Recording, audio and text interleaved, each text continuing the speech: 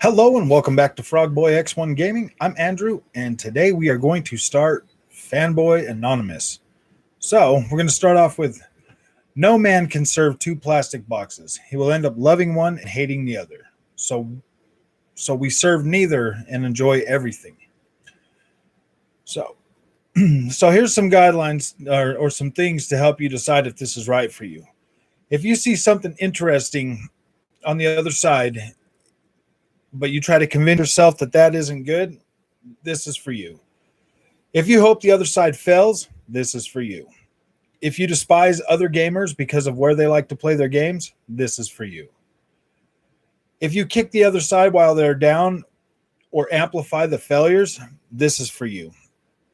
If hearing about good news on the other side makes you angry, this is for you. If you follow the other side on social media just to say mean things, this is for you. If you downplay cool features on the other side, this is for you. If things like renting games and first-party cross-generation support makes your blood boil, this is definitely for you. So, I kind of want to start this by, I plan on doing this every Monday night, 5 to 7 p.m. If the discussion's pretty good and it's going pretty well, then we'll keep going. 10 o'clock's the latest. I can stay up because I got to work the next day. But yeah, I want to bring up topics. During the week, I'm gonna find topics. That are making people angry and stuff like that, and I want to bring them to the group. This week is gonna be about PlayStation basically lying to everybody and saying that they believe in generations. So I really want to start talking about that and kind of call that out, and see, if you're a PlayStation fan and that makes you angry, that they're going to continue to support last generation games. This is definitely, a place for you to come and, express that, that anger or whatever, and maybe still continue to look for other ways. It's not only going to be just about that. We're going to try to talk about other things too that on the other side, about like Game Pass and why that makes people so freaking angry. I see those are the two things I see a lot of comments about is Game Pass. People saying that renting games, for $180 a year. That's one of those things where you tend to it's not a bad thing, to be able to play games. You don't have to buy them. There's a lot of people that buy games and they trade them right back in. So, seeing as this is kind of new, I want to be able to try to the whole point of this is to help people to find another way forward, because as a PlayStation fanboy, as a recovering PlayStation fanboy myself, I now have 1,308 days since I bought that Xbox One X, and it opened my eyes because I still love my PlayStation first party games. I still love my PlayStation experience, but now I love the Xbox as well. I think people underestimated the impact of COVID, but PS should be more open like Xbox. Being closed off doesn't. Yeah, exactly, Mr. Addy. There's also another thing that goes into that with the with crossplay. A lot of crossplay. PlayStation wants to keep that closed off to everybody, and like these guys are corporations. They're gonna make mistakes. And like I said, if we're out there amplifying these mistakes, not from, if you're a fan of, Xbox and they make a mistake and you're out there calling them out on it, that's completely cool. But if you're on the other side and you're just making it worse, we definitely need to address things like crossplay and stuff like that. We need, crossplay is not a bad thing. Crossplay is actually amazing. yes, PlayStation does definitely need to open up more. My experience with PlayStation over the last 25 years has been more of a closed off experience, a single player, um, closed off experience. Whereas now that I've started gaming more, more on Xbox as well, that's more of like a community based a thing, and they're definitely more open, and things are a lot better when you enjoy them with other people. Like take for instance Sea of Thieves. The game looked interesting. It was Xbox One X enhanced. It was 4K. It looked beautiful. I wanted to play it, so I bought it. Yes, Game Pass was out then, but I was like, you know what? I'm just gonna buy that, because that's the kind of the guy I am. I like to buy my games still. Playing Sea of Thieves by yourself is not possible. You need a crew. You need other friends to play and enjoy that experience. And like it wasn't a good game single player, but then once my friends started playing it with me, oh my gosh, man, that experience is so much better with friends, and being able to enjoy games across, whatever console you decide. If you're a PlayStation, it's not exactly about what you decide. It's what you can afford too. If you can only afford one console, then being able to play with your friends that has an Xbox and you have a PlayStation, that there's definitely something that really needs to happen more in the community. And PlayStation closing the door on that, or making it harder for developers to implement that in their games, is definitely a problem that needs to be solved. And the community needs to be more. We as a community have an obligation to voice our opinions and vote with our wallets. If PlayStation isn't going to let us have cross play, then maybe Xbox is the system of choice. I know that it is getting better, and I know that some games are starting to get this support. But I'm seeing reports about PlayStation trying to charge, or Gearbox. Randy Pitchford came out and said, "Hey, man, Borderlands 3 is going to be on everything, crossplay except PlayStation."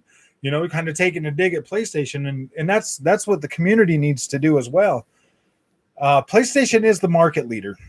They're the market leaders. So, a lot does depend on them. They do sell a lot more systems, so there's a lot more people playing on there. But if you got a friend that has an Xbox and you guys want to play together, that should be an option. That should be definitely an option. Let's get back to cross-gen support, because I see a lot of people kind of angry about that. I see that there's still a lot of talk about cross-gen support, and people pretty angry that they're going to keep supporting the PlayStation 4. Me personally, I don't think that's a bad idea. I mean, it is going to prevent some of those games from getting next-gen features that would be considered next-gen features. And that really does suck, because God of War and Gran Turismo 7 are definitely games that could have benefited immensely from next-gen features. But seeing as those are going to be pushed back to next year, yeah, that really does kind of suck. And PlayStation, being PlayStation should have been more upfront with this in the first place. I don't think it was planned from the start, to tell you the truth. I don't. I think this is something that COVID impacted and made it harder.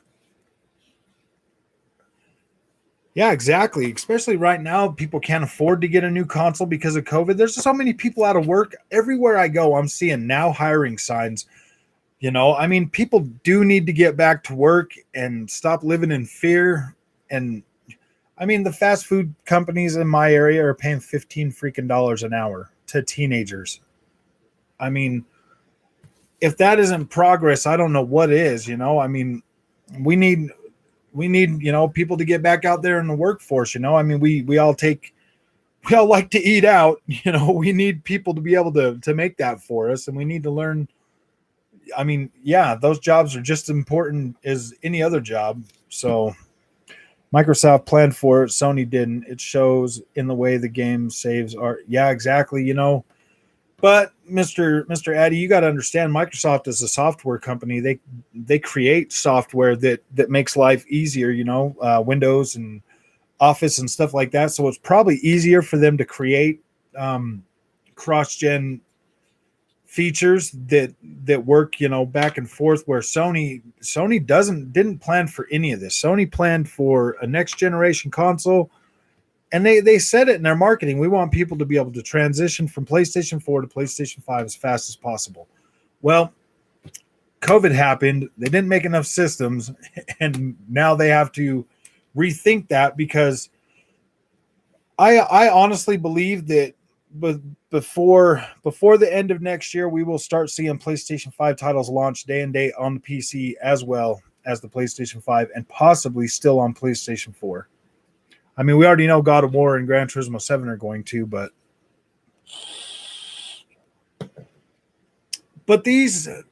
see, that's the thing. These things shouldn't make people angry. Letting more people have the opportunity to experience these experiences is good for everybody. It's good for all of us as gamers, as and even the companies. Sony dumps a lot of money into building these games. I've been a PlayStation fan for a long time, and every generation has brought me games that I've loved.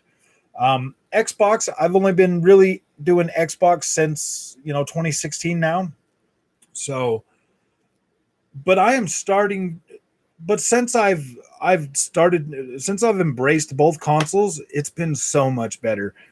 And like I said in the beginning, no man can serve two plastic boxes. He'll love one and hate the other. So we serve neither of them, and we just try to enjoy everything. I feel like the gaming industry is going to have some really big changes coming, pretty shortly, that are going to make a lot of people, pretty upset, especially if you're beholden to just one platform. You are really going to start having a really hard time with that. So I would recommend that, I mean, I'm not saying everybody can go out there and buy two consoles, because I mean, that is expensive. I mean, buying the PS5 and the Xbox Series X and a Series S and a Nintendo Switch. I mean, that's the cost. I mean, you could buy a pretty decent PC for that and play everything except for Nintendo games on it. Well, I mean, you might be able to get Nintendo games on it eventually. I don't ever see Nintendo going cross-gen, no. Or not cross-gen, but PC. I don't ever see Nintendo games being on PC, but things change. Sony does it, and they do pretty good. Yeah, that's pretty. That I don't understand. I'm like, yeah, people being on a different console shouldn't bug anybody. I've never got, like, I used to be pretty bad about that whole freaking console thing too. I mean, like I'd buy the Xboxes, but I missed out on a lot of experiences on 360 because of that, to tell you the truth. There's a lot of games that I've been playing, now that I can play them on my Series X and stuff. I've been going back to and playing. I actually bought all the consoles because I was used to paying for PC parts. So it was like, wow, what about exactly? You buy all the consoles and you get, pretty good gaming, pretty good experience out of all of these consoles nowadays. It's definitely a better value and worth the money, I think. I mean, there's going to be new technologies in this console generation that's definitely going to push the medium forward a lot. With everything going, cross-gen, it might be 3 years before we actually start getting real next-gen features, especially if both. Well, I don't know. I'm pretty sure Sony will keep doing, at least half and half, but I'm pretty sure, well, I don't know. Maybe next year we'll start getting. I mean, we'll find out at E3 what Xbox's plans are for sure.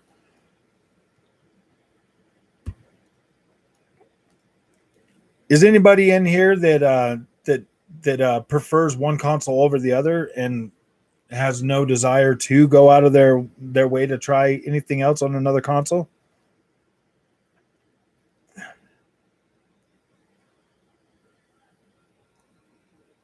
Yeah, exactly. I do like I since I started, playing more on Xbox. I love the Xbox controller. I love my Elite Series 2. Like it's by far the best controller I've ever had in my life. Um, the Dual Sense is, I mean, it's definitely the best PlayStation controller ever made. That is for sure.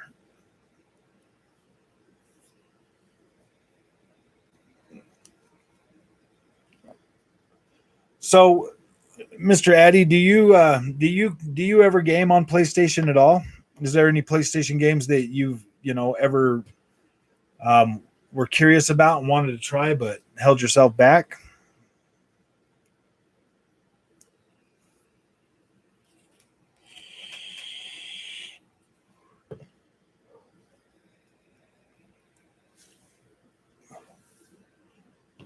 I mean, the way I look at it is, if you're going to be like a dual console kind of person, at the beginning of each generation, you always buy, your console of choice or whatever. Say you're an Xbox guy, so you buy your Xbox Series X, and then halfway through the generation, you grab yourself a PlayStation 5, because then you get to try all those first party games, for the first, however long you waited, 2-3 years or whatever, before you got the PlayStation 5 at a discounted price. And the same, with PlayStation. If you buy your PlayStation and you play that for a few years until releases start to get slower and slower, and then you just grab that and get all the games from the very beginning of the generation up till then, at a better price. That's definitely. I had a PS3 and PS4. Rarely played them, as my friends were on Xbox, but I'm gonna buy a PS5 when they're easier to buy. Yeah, I mean, by the time you actually get a PlayStation 5, hopefully prices, that $70 price on most of them games comes down, though. That's another thing that, PlayStation, I think they overshot this generation, by charging $70 for games, especially in the climate. Now you got to pay an extra $100 for your console, for your PlayStation from last gen, plus an extra $10 per game moving forward. So that definitely, I mean, it might not seem like a lot at first, but just buying 7 games, that's another $70 that you put into it. Um, I think it's funny, the argument. People are like, well, people are going to pay $180 a year to rent their games. Game Pass is an amazing value, no matter which way you look at it. As long as they put, as long as they get at least one AAA game on there a month going forward, that value is amazing. And I don't know what they're going to have this month, but last month there was some pretty one. Yeah. Yeah, 70 pounds is definitely, isn't 70 pounds more than $70 American though? Isn't it like $10 more or something?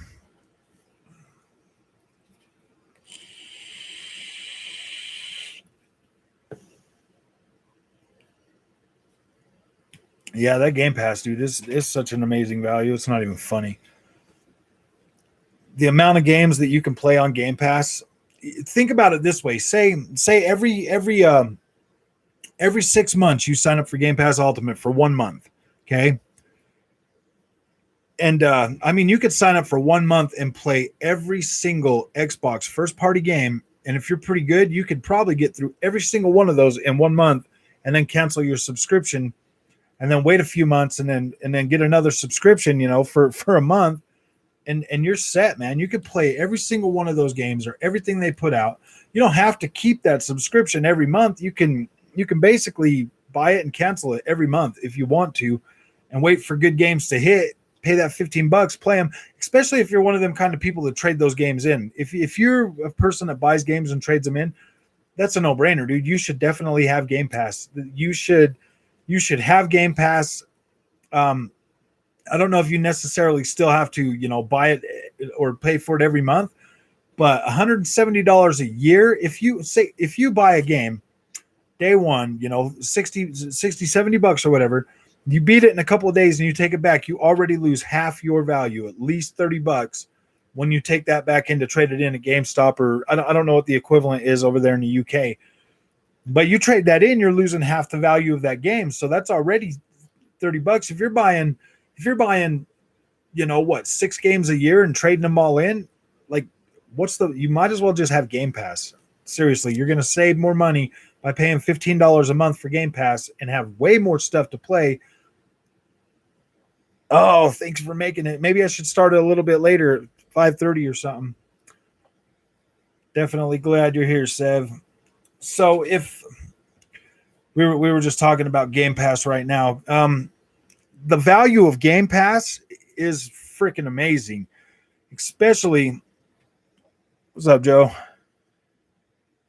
Seriously good value. $1,200 for a laptop and my Xbox Series X and PS and are more powerful. Go figure. Yeah. Yeah. $1,200 for a laptop and both there. Yeah, that's definitely. It's almost 7:30 here right now on the East Coast. Oh yeah, you're on the East Coast. So yeah, definitely. So seriously don't understand PS fans. Yeah, why would you hate freaking?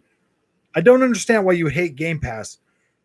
Jealousy is definitely, that's the whole reason, of the whole fanboy thing. Okay, the fanboy part, if there's something good on the other side, instead of being like, whoa man, that's great, and liking it, they'll downplay it and they'll turn it into something negative when they should be like really excited about it, because then it forces PlayStation to kind of do the same thing eventually. It's 12:30 a.m. here. Ooh, I don't start late. Okay, I won't do that. Yeah, I want to be able to do this every week from now on. Maybe, like I said, I'm going to go through like the negative things of the week, like the fanboy stuff, and like try to put it in here. I want to draw as many people to this as we can so that I want to change the gaming landscape, man. Like there's no reason to be beholden to just any one console. Yeah, they can be as anti, consumer as they want, but eventually people are gonna, Xbox is knocking it out of the park with these new incentives and new ideas and stuff. And a true gamer, they're gonna also see that Tuesday morning for me. LOL. Yeah. Welcome to the show, Andy. Yeah,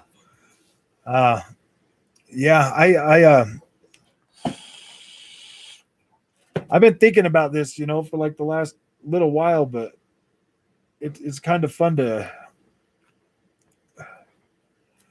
Yeah, I don't know if a lot of people are going to jump ship, from PlayStation. PlayStation does make some pretty interesting games, pretty good games, but going forward, if they don't do something, they raise the price and Xbox is like, yeah, you can play any one of our exclusives for $15 a month. I'm like, ooh, dang. Xbox will definitely deliver Game Pass. Yep.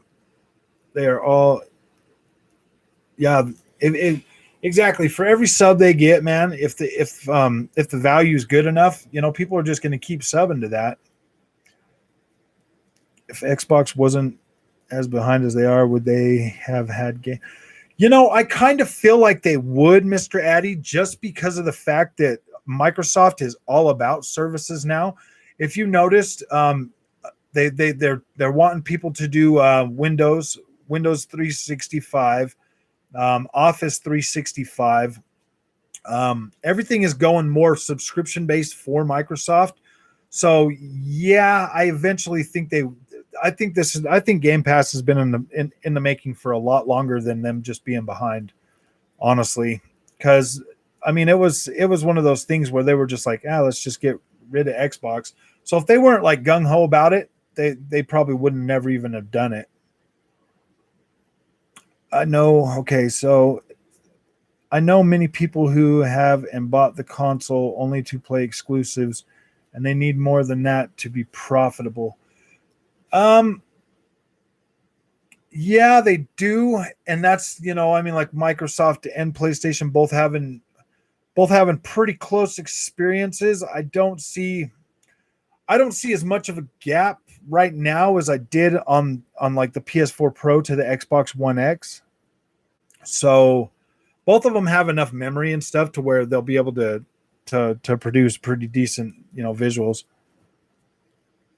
That's the way they will make money. Xbox can't compete with Sony games sales number at $70. Yeah. I mean, the $70 thing is pretty ridiculous. Good question, Mr. Adler. They may have come up with an idea out of necessity. Yeah, I don't know, Joe. I don't think that Microsoft did this just to try to gain. I mean, if they're going, I think that Game Pass is more to push stuff like cloud gaming, and digital sales and stuff like that. I think there's definitely a plan for all of this for sure. They still need third-party support. Their exclusives aren't enough on their own. Yeah, you're definitely right. Third party. For third party though, being able to put their games on Game Pass, like a couple months after. I mean, take for instance Ubisoft. They come out with their games. They keep them on the market, and then like after 30 days or a couple months, they're already down to like $20. So I don't see no reason why they shouldn't do it. It's not 4K 60 on Series X. It's 1440p 60 frames a second. I was playing around with it before I got on here. The visuals are decidedly cold back for sure. It doesn't look as good. Yeah, Microsoft probably watched how much money Netflix. Yeah, I think a lot of it has to do with that.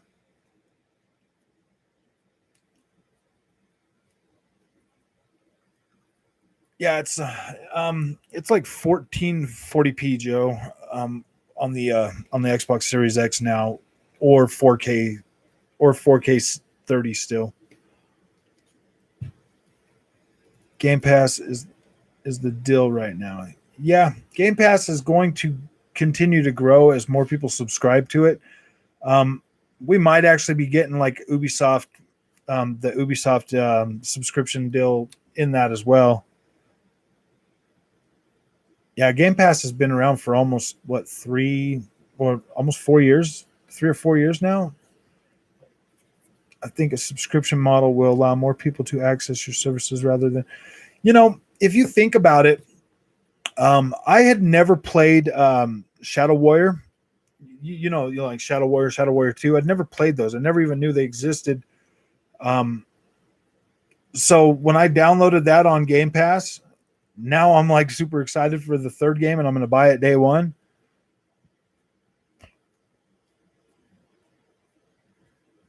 The Xbox tester, he said new update version 1.4 for Sniper Elite or Sniper Ghost Contracts. The message that they sent today, I was chatting with the thing or whatever, and they sent me this right here. Dear Xbox players, we apologize again for the issue with frame rate on Xbox Series X. The patch has just been released. Some regions may be later than others, which switches the game to performance mode, 2K 60 frames per second. And then for a far smoother experience, but you can still go back to the 4K 60. Yeah. Yeah, it's 1440p, guys. It like you can tell, like right when you get in there, it's pretty toned down. I mean, I feel like some of the textures might even be I don't know. I need to look at it more, but I'm definitely gonna be looking that up so that I can finish my review on it. Not to mention, Sony fanboys don't count digital sales; they only count physical, because apparently, if you game digitally, you are not a gamer to them. Yeah, that's a little weird, man, because I love having all my games digital now. It's definitely made things way easier, and I get to keep them all now. I can't go trade them in.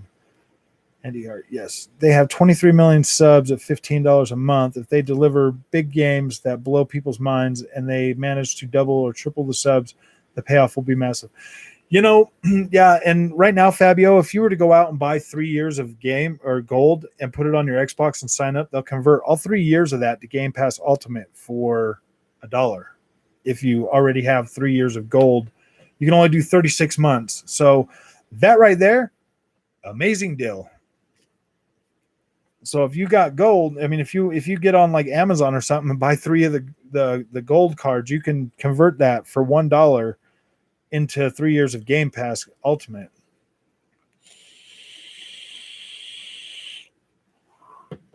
Yeah, they've got about I think they were talking the estimates are a lot higher now than the 23 million. I think 23 million was the last time they did they were saying 23 million, and that was, gosh, when was that? Like some kind of a game show. That's what I did. I paid $90 for 24 months. Never owned an Xbox before. Yep, there you go, man.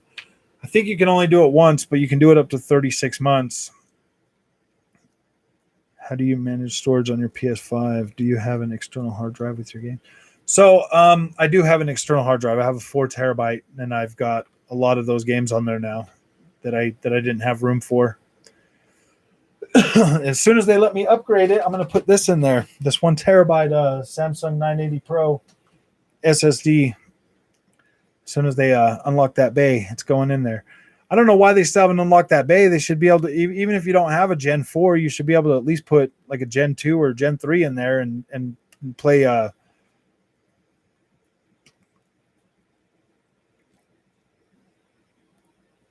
Yeah.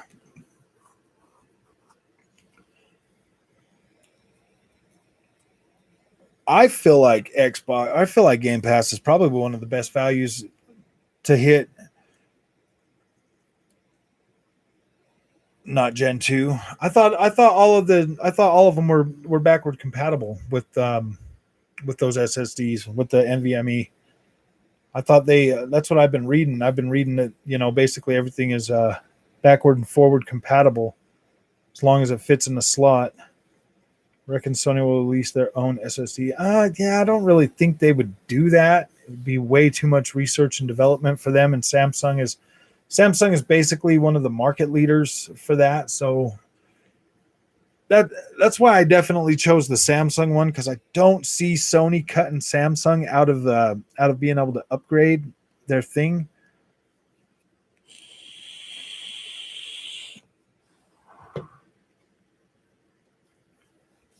And that's just what I've been reading, Sev, about like about the SSDs was they're like backward and forward compatible. But if you have actual physical knowledge of it not working, then I would probably take your word. Oh, see, and this was PC that I was reading about. Gen without paying for one game. I'm only going to buy Hogwarts Legacy because I'm a huge Potter fan. Oh, heck yeah. I'm definitely going to buy that game too. I didn't grow up with I'm a little bit older than the Harry Potter, but I definitely like that, and I mean that looks pretty cool. So I'll probably definitely play it. I'm probably going to buy that Golem too. That looks pretty cool. About that, yeah. Everything that we were supposed to be getting this year has gotten pushed back. Read the first book in 1999. Oh yeah. Yeah, I was probably a little bit old for that then. Well, no, I was only 19, but I don't know. Remember PSP, Vita? They could have used SD cards, but chose to use their own proprietary cards. Yeah, that's true. Sony's already said they weren't going to do that. The Xbox Series X did do a proprietary card, but it's not locked to Seagate. Other manufacturers are more than welcome to make those. I really hope they don't. I'm going to be pretty mad if I spend. Well, I'm not going to be mad because I'll just put that in my laptop. But if I have to buy another one, I'm going to be pretty mad. We don't read. We just wait for Hollywood to make the movies. Yeah, exactly, man. We just wait. Do you think Microsoft and Sony lost money when they made the consoles? For instance, I definitely think Xbox Series X. They're definitely losing money on that. Definitely just with the premium build on that. The PS5, they said they're going to start being. They said that on the PlayStation 5 they will start being profitable within the next 6 months. They sell them for $500 because we keep buying all of our games and microtransactions and all of that stuff to subsidize the cost for us. Do you think they will show gameplay for Starfield Sunday? They kind of have to, right?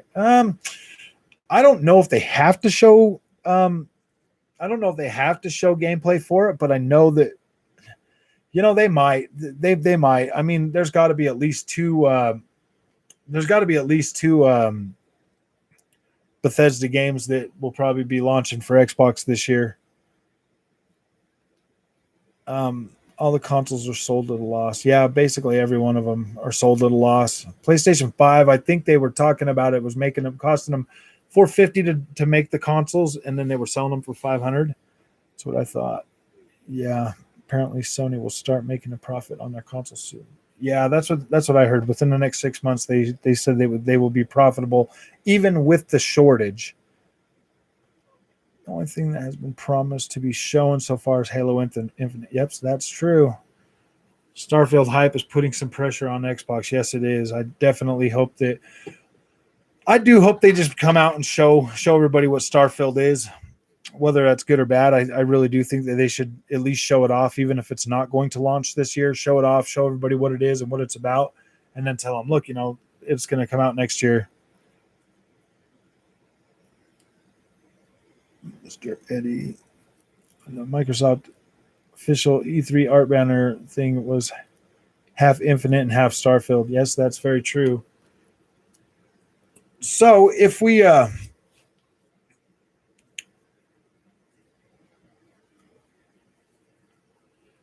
if they show Starfield, I can definitely see that one gaining a whole lot of light. And with Sony basically already coming out, with Herman Holston saying that they don't really have any more plans for the rest of the year, that if they're not going to do any other shows, except for when they go to launch Horizon Forbidden West, that Starfield's definitely going to take a lot of air out of the room if they show that. I'm pretty sure Halo Infinite's definitely going to turn a lot of heads too. And Craig, I miss Craig.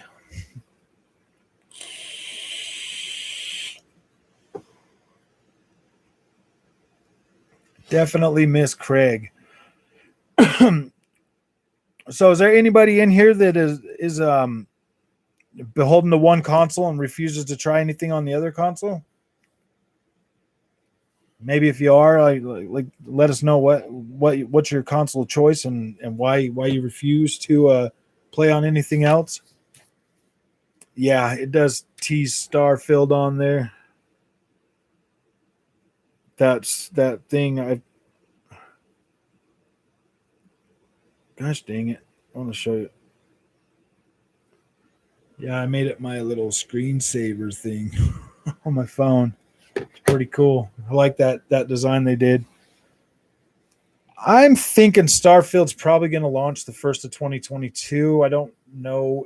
Well, okay, so here's the thing with Bethesda. If they do bring it to E3 this year and they do show it off, then it possibly will launch within a few months after that, because they usually wait until they're close enough to launch before they reveal their games. So that might still be the case, even though they're Xbox now. People who sit there hyping up things are sowing their own fear, uncertainty, and doubt because you are expecting something to be shown that was never promised, regardless of the art banner. Yes, that's true. I mean,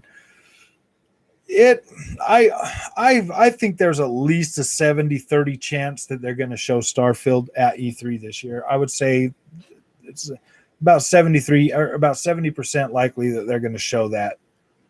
They'll be profitable. One reason is because they lied to get people to buy the PS5. They really pissed me off. Yeah. That was pretty low. I don't see when they did say that though, Joe. I don't know if they actually had that planned when they launched that. But I have always thought, if you've been watching my site for a while, then I've always thought that God of War was going to launch cross gen. I always thought that. I've got to go. I have work in the morning. All right, Mr. Eddie. Maybe I would start sooner, but I get off work and then I got to shower and get ready and stuff like that. And it takes a few minutes when I get home. So we'll see you next time. Made me want to take a hammer to my PS, but that's not going to happen. LOL. Yeah, definitely. Do not do that to your PlayStation, my friend. All right. Did you see Sniper? Yes, I did see that. It got the patch 1440p. I tried it for a little bit before I got on here. It definitely took a hit to the visuals. That's for sure. So temper your expectations a bit, people. Then, if showing you have a reason to be hyped past that point. Yep, that's very true. I'm not expecting them to show Starfield, but it is possible. I would say it's 70% chance. I had a PS since the one. This gen, I switched to the Xbox Series X. Always intrigued about Xbox, loving it so far. Game Pass is just crazy. So many games I've played this month, and the controller is, yes, it definitely is. I definitely love I've been on PlayStation for the past 12 years. I'm just mainly like the controller layout compared to the Xbox. Honestly, I would try Xbox if my friend picks it up as well. Yeah, definitely. That's a major thing. With like controller and stuff. Controller layout for a lot of people. I've definitely noticed that. Once you get used to one, it's kind of hard to go back and forth. I prefer the Xbox controller, for like shooters and race games. But then I prefer the PlayStation controller for like Dark Souls and stuff like that. Both controller layouts have different.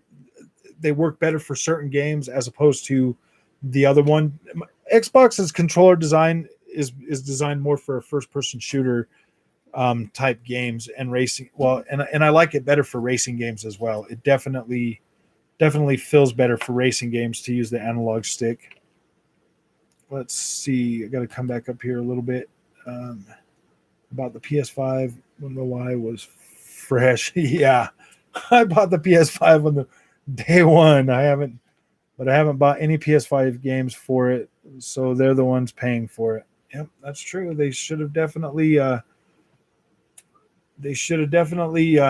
their ducks in a row, or at least thought about this, or had something to say. I've had ever PlayStation up to PS4 Pro, but no 5 for me. The PlayStation 5, Andy, is a pretty decent console. I do like it. It's definitely going to be able to produce some pretty amazing experiences this generation for sure. Way to go, Toby. I'm from Portugal. Xbox is not very popular here. No marketing whatsoever. Only Sony and Nintendo. Yeah, I know that Xbox is really trying to. I mean, that's going to change pretty soon, Fabio, because of the fact that Microsoft now backs Xbox, as before it was just a side project and they really didn't care about it. But now that they have the full backing of Microsoft, you're going to start seeing a lot more. I don't know if you're going to necessarily see a lot of advertising for Xbox itself, but you are definitely going to start seeing a lot more marketing dollars for Game Pass everywhere around the world. That's definitely something that they're going to push Game Pass more than they're going to push Xbox, I think, going forward. Prefer the Xbox controller layout and the staggered sticks. The PlayStation controller is made for child hands. Yeah. I mean, I like the PlayStation controller for certain games. I do not. I can't play racing games on it and shooters like Call of Duty and stuff. I just it's harder for me to play those on those. Joe, how do you get such a big hit off the vape? Just keep hitting it. And that thing's only at like 50 watts too.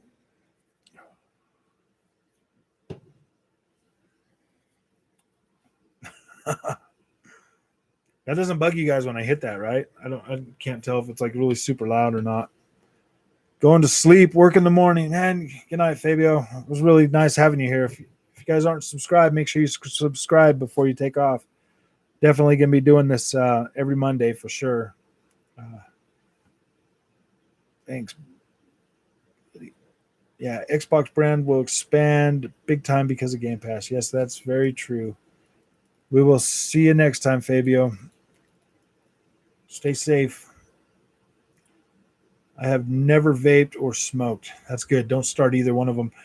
I smoked for 25 years, Sev, and I was starting to get to the point when I was laying in bed that I would like start I would start breathing, I would start losing my breath and stuff. And since I started vaping 4 years ago, I feel a lot better. My lungs are way healthier, feel a lot better now. How's that haptic feedback? Okay, so that haptic feedback totally depends on the game. The only couple that I've felt that are really good with it is that Astro Playroom, and WRC9 actually did a really good job of simulating different surfaces when you're driving on them, and it does kind of feel cool. It is. I'm not gonna lie, it does feel good on some games. But they've been doing it since the PS2. No, yeah, been doing what since the PS2?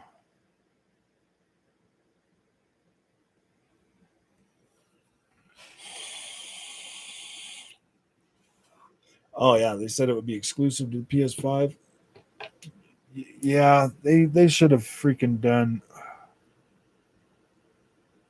Yeah, definitely, Sev. I definitely feel like it's kind of the the triggers are definitely kind of gimmicky because they're like, oh yeah, you'll be able to have tension and stuff. And on any car game that I've played, it's been like you pull it and then you pull it again, you pull it and you pull it again. Or it stays right there and you can kind of just hold it in one place. But the haptic feedback, if the game is good, it feels all right. Enjoyed fancy haptics since the Nintendo Switch. Got into it, but I'm not gonna buy a game because of the rumble is good. Yeah, that's true. On my Elite Series 2 controller, I have Dirt 5 on both games. Okay, I love the way Dirt 5 feels in the triggers on the Xbox because of the little rumble motors. They when you get bogged down, they rumble a lot harder. So it puts actual tension on the trigger for you. Whereas the PlayStation 5, like I was saying, it's a pull and you let go, pull and let go. Someone who got Rift Apart early said the resolution is pretty good on performance important. Yes, that is great. I'm pretty excited about that. Um, I really hope so, man, because that was a $75 game, and um, yeah, dude, I don't want to take a hit. Yes, I do have complete faith. Like, let me make this straight. I do have complete faith in Insomniac's ability to build an amazing game and make it look good. I'm just a little worried that with it having so much with it having so much fidelity and everything in the visuals that it might have taken a cut. So I'm actually glad that people are saying that it looks good because that'll be because I do, man. I want to be able to rate that game high, and enjoy it and be able to recommend it. But I mean, a lot of that's going to depend on the length of the game too, man. If I beat this game in freaking 12 hours, there's no way in freaking hell I'm going to recommend that game for $70 because there's no way in hell I'm playing this game twice. I've never played any Ratchet and Clank twice. So the guy said he couldn't play the fidelity mode, even though he couldn't play the fidelity mode, even though it was 4K. He said 60 FPS was just too smooth. Nice. So there shouldn't be much of a trade-off in performance mode. That's good. And see, that's kind of what I was hoping. I was hoping that because the quality mode has the ray tracing, so I can understand why they have to drop to 30 frames for that. But I was wondering if they were going to have to give up because of the fidelity, if they were going to have to give up a lot of the visuals to get that to perform at 60 FPS. That's good. I'm actually happy that somebody's playing that. I don't want to watch anything because I don't want anything spoiled for me. I've actually only watched a few of the things that Insomniac's put out. I don't think haptic feedback are that impressive. What I want is better AI and graphical Exactly. There you go, Toby. That's what I'm talking about too. The haptic feedback thing is, I mean, it's it's hit or miss depending on the game. Never played a Ratchet and Clank once either. I've played at least 3 of the Ratchet and Clank games. I did buy the one that they remade. That one was pretty good. They actually did a good job on that, but it was a quick game. And it was like 8 or 10 hours. When can you see Flight Simulator land on Xbox console? Do you think we hear about it? Yeah, we're definitely going to hear about it E3. It's supposed to be launching. What I heard was August. So if it launches in August, that won't be that bad. Flight Simulator is going to be pretty intense, and being able to play that on Game Pass day one, yeah, man. I mean, I definitely want to try it. And if it looks really, really good on my Xbox Series X, I might actually just buy it and then buy some of the flight sticks from Thrustmaster. That'd be kind of cool.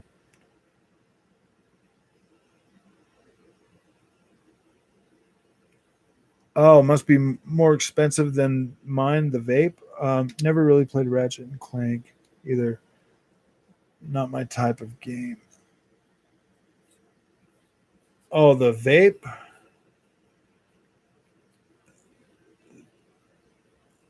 Puff away, man.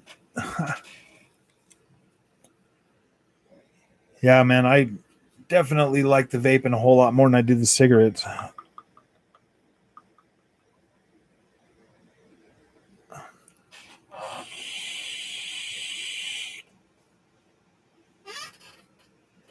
This one here is just it's the Drag X Plus. It's a pretty freaking good mod. You can only run it at 50 watts. It's got like a magnetic tank that pops open. You pull them out and put them in. It's pretty cool. I like it. I don't know if that's bugging you guys or not. But... Anybody got any other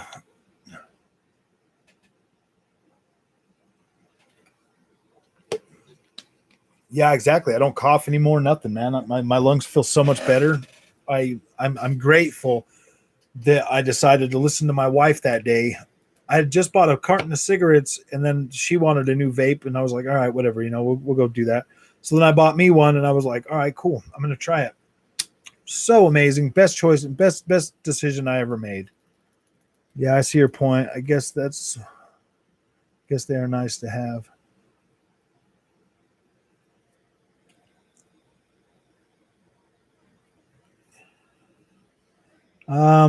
Wondering if the Series S will cope with flight similar. Heard very taxing on PC. I know that on PC they're able to use like data from the cloud as well to produce the different landscapes. Yeah, it might be like 1080p though on the Xbox Series S. Lying. Oh, the zombie fanatic. Hey, what's up, zombie? How are you doing, man? Thanks for coming to the show. Well, if you're new to this channel, make sure you hit the like and subscribe. And we're definitely glad to have you here. We're just going over. I mean, we're talking about things that the fanboys freak out about and stuff, and trying to figure out, this channel is to help people that are trying to get away from being a fanboy.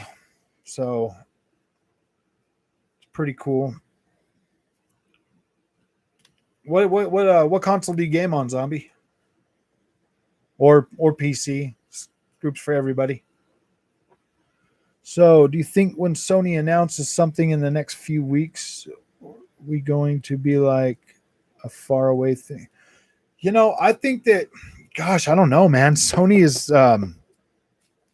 that interview with Herman Hulst basically made it sound like as far as Sony goes, The only thing we're getting from them is probably just Horizon Forbidden West.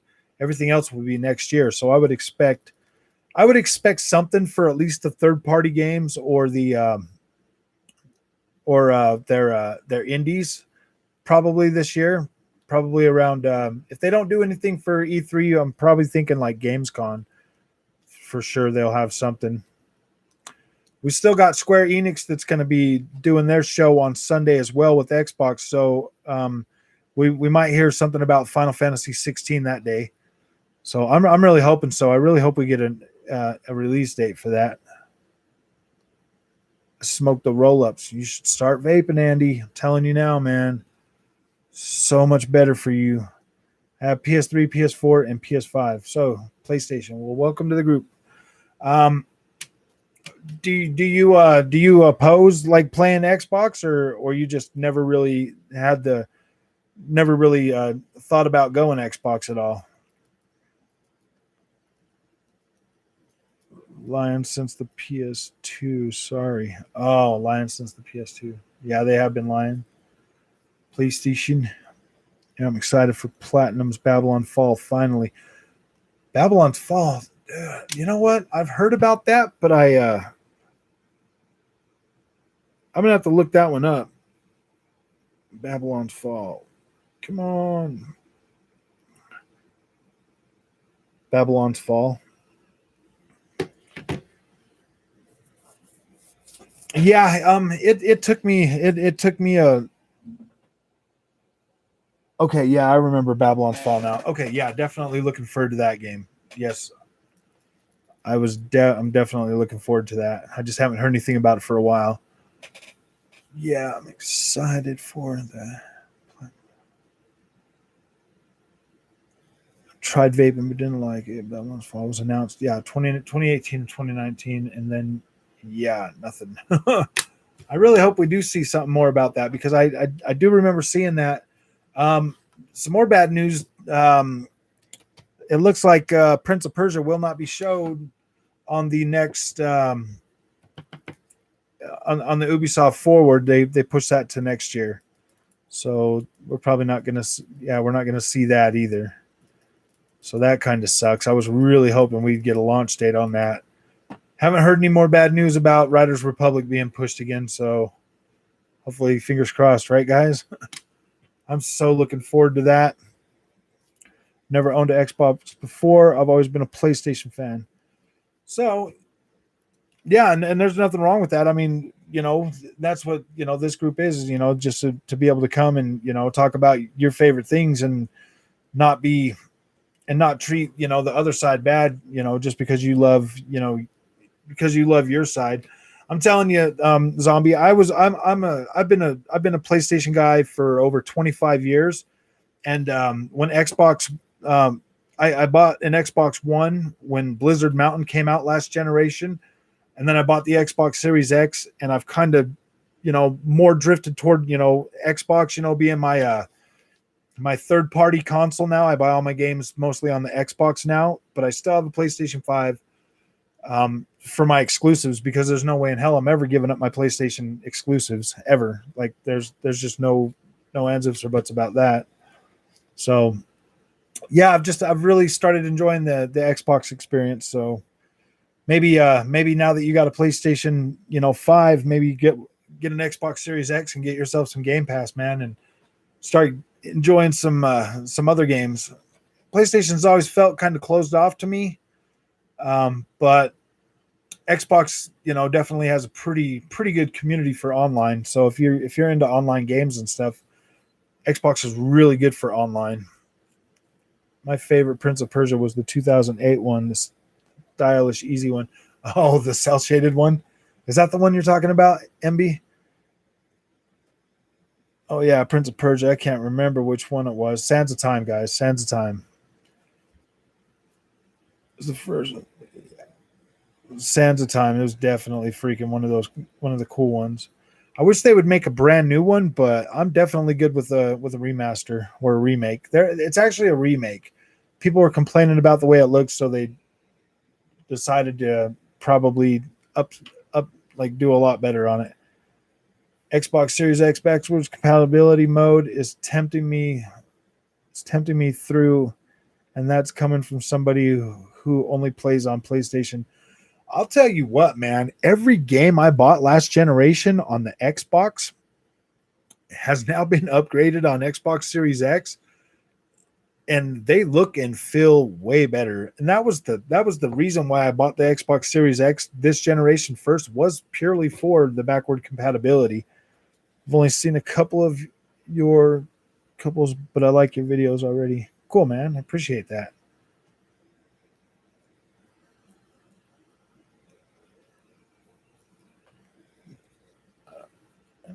Yeah, backward compatibility and quick resume is so cool. I was making a video for Need for Speed and Forza Horizon, and it was easy to get out on game quick resume and jump right back into the other one. So freaking fast. And now with that update we just got a little while back, it's even faster now. It's a lot quicker, that quick resume on some games, or a big seller.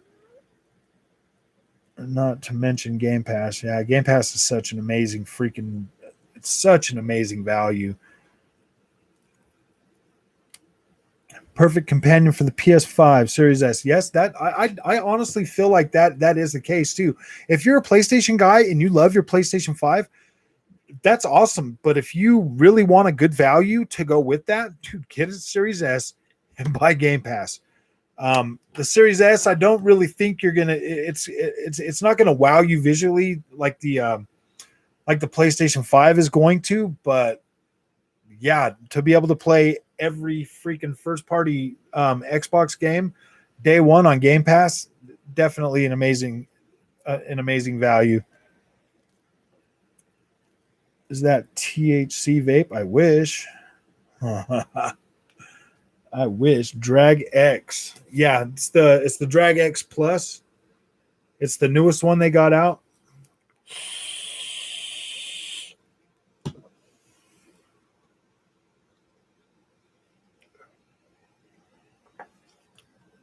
Yeah, man.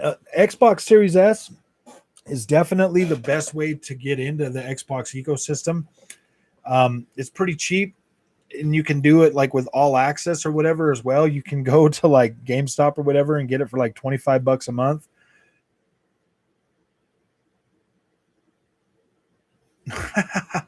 it For like $25 a month, you get Xbox Game Pass Gold and the Series S, all for $25 a month for 2 years. Yeah, that's like the easiest way into it, man. The best way. If I like how Microsoft does things like that. They make it easier, they make it easy for you to go out and buy your PlayStation 5 and then pay payments on theirs. Oh yeah, dude, for $299 for that Series S, that's an amazing deal. I mean, I have a Series S, an Xbox Series X, and a PS5. My daughter, I bought the Series S for my daughter, dude. I mean, she's so happy with playing Fortnite on that thing. It's not even funny. She's like, Dad, it looks so freaking good. I'm like, well, yeah.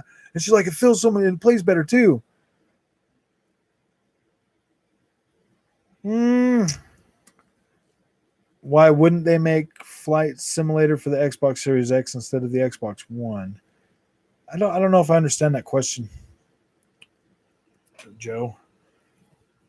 I mean, maybe Xbox One could run it, but I don't know, because that game is going to be pretty intense. I hear it's like killing graphics cards, but I don't.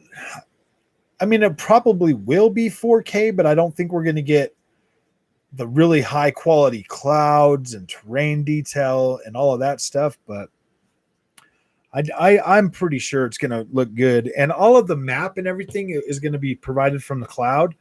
So like you'll be streaming data while you're playing that. So it's probably going to require an online mode for that game, so that you're able to stream the data of the world, like if when you're flying and stuff.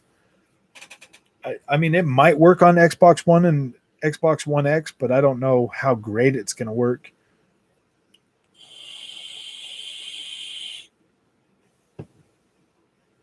Honestly, I think they did say that one was going to be exclusive to next gen, maybe. I don't know. But that will be freaking pretty awesome, man. I can't wait to play it. Yeah, PS5 and Series S definitely a perfect combination for anybody that wants to at least get into like the Xbox. Oh man, yeah, that's an amazing, and you get so many freaking games with that Game Pass. Every Microsoft first party game, yeah, from last gen and this gen, all in one package.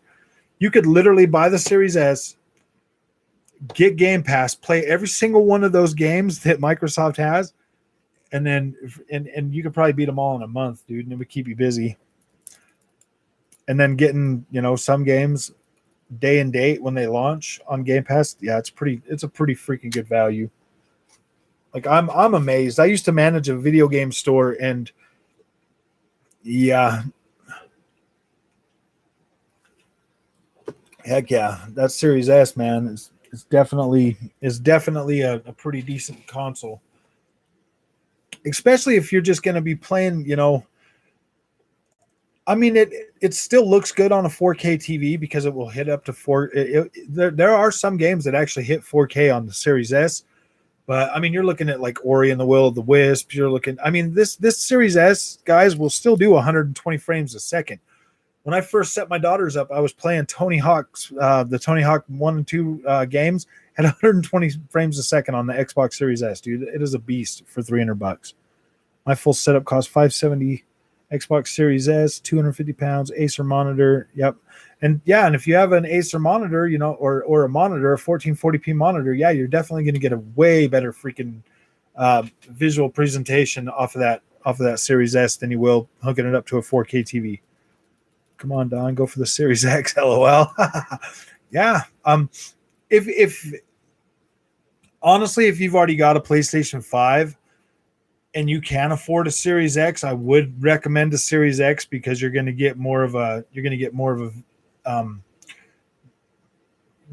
visual quality is going to be pretty close to your PlayStation 5. So it just depends on you if you're perfectly okay with taking a hit to resolution and stuff like that on a lot of games. It shouldn't be that big of a deal though. I do definitely recommend that Series X though. I think Series X is a beast. It's definitely, you'll notice right when you open up your Xbox Series X, you're going to look at the packaging and everything, and you're going to be like, "Wow, man, this thing screams premium," and it really does. When I opened my PS5, I was like, "What the frick is like egg cartons and stuff, man?" I was like, "Wow, wow." I mean, Sony definitely cheaped out on a lot this generation, but I don't know. I'm happy with both my consoles. I love them both. We're a happy family.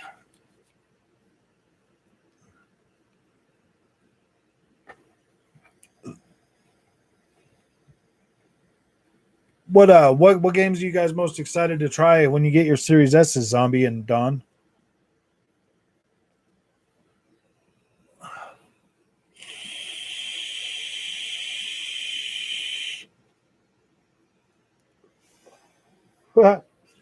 Yeah, you definitely will, man. You have a good time, Joe. We'll see you next time. Battery.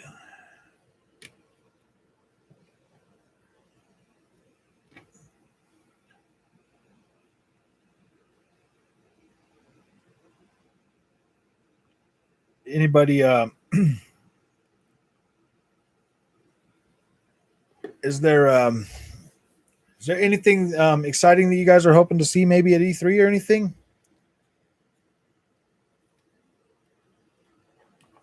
I was thinking today, has anybody here played Castlevania Symphony of the Night?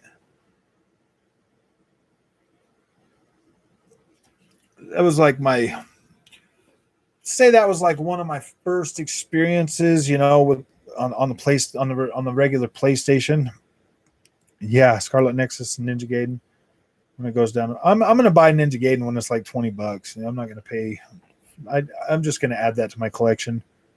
Well, good night, Andy. I forget you guys are in the UK, so it's later there. It really sucks, man. It's only 6 o'clock here. Good night, man. Scarlet Nexus, I'm definitely going to buy that day one. Probably do a review on this channel too. Ninja Gaiden, I'm going to wait till it's like $20 or on Game Pass.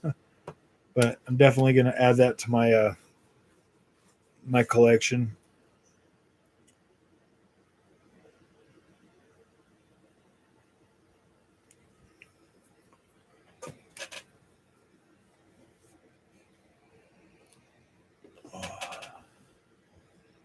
So I was thinking about Castlevania Symphony of the Night today.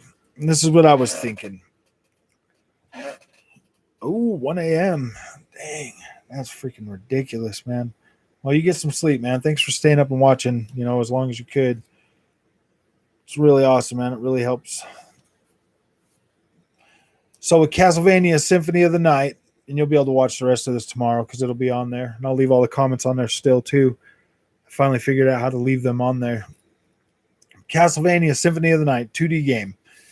I would like them to do a remake of this game and like have, like newer high fidelity visuals on it. But then every time we get to a boss fight, it transitions into a 3D like fight. I think that'd be so freaking cool. Have new cutscenes and everything, made for it. I think they could definitely do something like that. Make a hybrid 2D, 3D game, and the boss fights be more like Dark Souls boss fights. I really would love to see them resurrect that game and bring it back. If that was my one wish in the whole world, that's what I would use it on. Getting a remake of Castlevania Symphony of Night that has way modern, highly I wouldn't want it to be like Japan, like anime or anything. I'd want it to be like real freaking intense graphics. Justice 3, yes, I do want to see that. Callisto Protocol, yep, and Silent Hill at E3. Those would be some freaking amazing games. Callisto Protocol. I'm gonna have to look that one up, Toby, but I think I kind of remember. Sure, I'm probably going to try some of the FPS boosted games. Yeah, man, that thing is amazing, freaking amazing. Never actually experienced 120 FPS. On the PlayStation 5, there are games that do 120 FPS as well. I'm telling you, when I threw in WRC9 and played that at 1080p and 120 FPS on my front room TV on the PlayStation 5, holy freaking gosh, it's so much smoother. Like 60 frames on racing feels good, but 120 is way better. Like it felt really good. You're gonna. Yeah, 60 FPS should be the new norm. I honestly feel like every game should launch with 60 FPS. I think they should leave 30 FPS in the last generation. I'm talking to you, Sony. They should definitely leave that one back there in the back where it belongs. Start developing games with 60 frames a second in mind and bringing them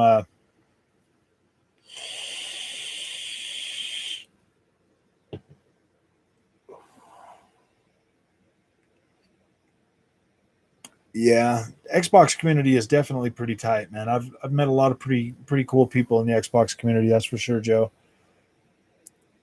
Thank you. Have a good night to you as well.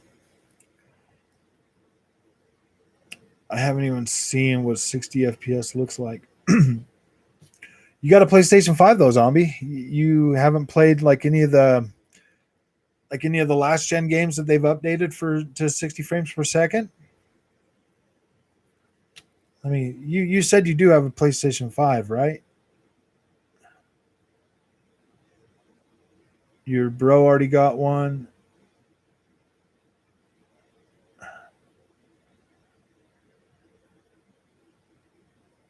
Are you still waiting to get a PlayStation 5, Zombie, or did you already get one? Are you one of the lucky 10 that actually got one, or the rest of them are sitting in scalpers' basements? That really sucks. Damn scalpers.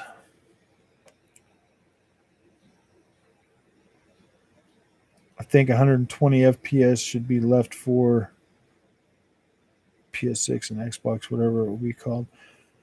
120 frames a second on certain games because technically neither PS5 or the Xbox Series X are ever really going to be able to hit high fidelity, 4K visuals at 120 frames a second. So basically, as long as you have a panel that will do 120 frames a second, even at 1080p or 1440p, you'll be fine.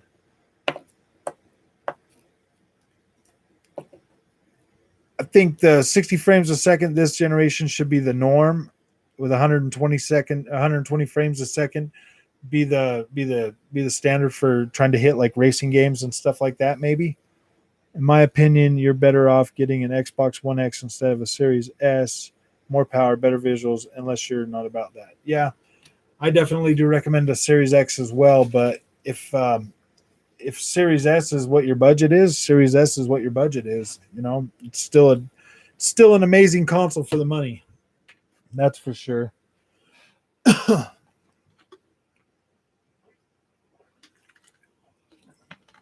And they're going to be pushing performance on the Series S as well, so you'll definitely get that. Last gen games. That's the one thing that I didn't like about the Series S, though, is because you have to do the Xbox One S version of the games in backward compat.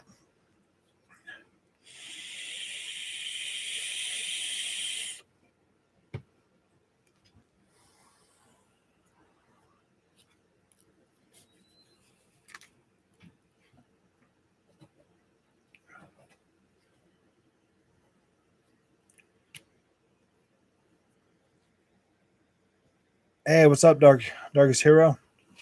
You're about an hour and 16 minutes late, man. I was expecting you to be home. No, I'm just joking. How are you doing tonight?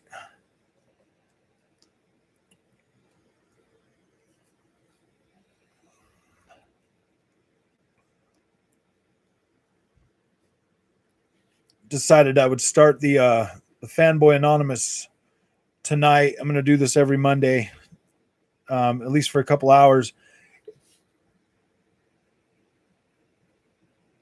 No, I didn't. I did not serve. I do come from a pretty long family of like a lot of my brothers did, a lot of my uncles and stuff. I was more going down the road of law enforcement.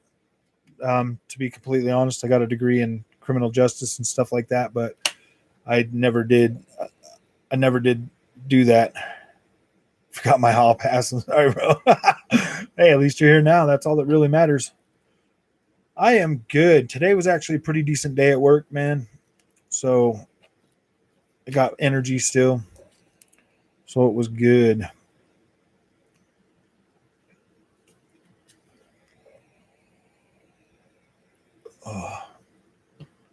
So we're basically so to catch you up, we were talking about the stuff that the fanboys are always like really going after. You could have left that comment there, Joe. It was good.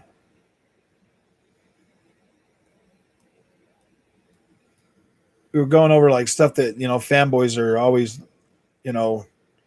trying to one up each other on and stuff like that. Another Monday for the history books. Yes, sir. One step closer to E3. A few more days. It's definitely within days now. Yeah, dude. Fanboys are pretty bad, man. They kind of ruin gaming. For there's no reason to be. They make it for the Series X instead of the one. Oh yeah.